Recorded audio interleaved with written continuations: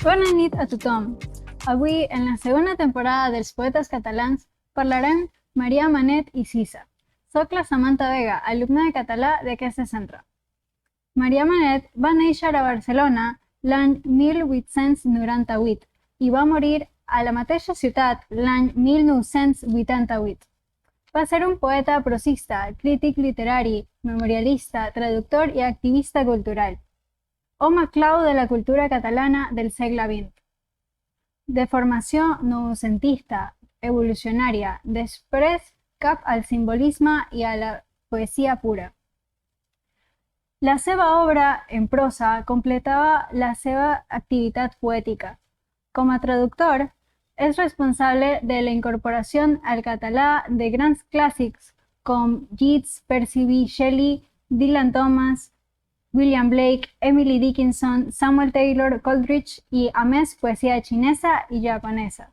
Dins dels seus treballs com a traductor es troba el llibre La poesia irlandesa, publicat l'any 1952 per Joseph Janés, en el qual fa un pròleg i una selecció de poemes fundadors de la tradició poètica irlandesa, escrits en llengua gaèlica. També va col·laborar als diaris Avui, El Correu Català i La Vanguardia. En castellà s'ha publicat El Vel de Maia, Diari de la Guerra, 1936 a 1939, Madrid-Trieste, 1984. El Vel de Maia es va publicar en castellà dins el diari Víspers, Trieste 1985, amb traducció de José Muñoz Millanés. Al llarg de la seva vida va rebre diversos premis, entre els quals destaquen el Premi d'Honor de les Lletres Catalanes i la prestigiosa Creu de Sant Jordi. Ara un poema. El cant amagadís. Prou, sé que de dir-vos. Adeu, núvol lila i de foc. Neu, de Vidalba.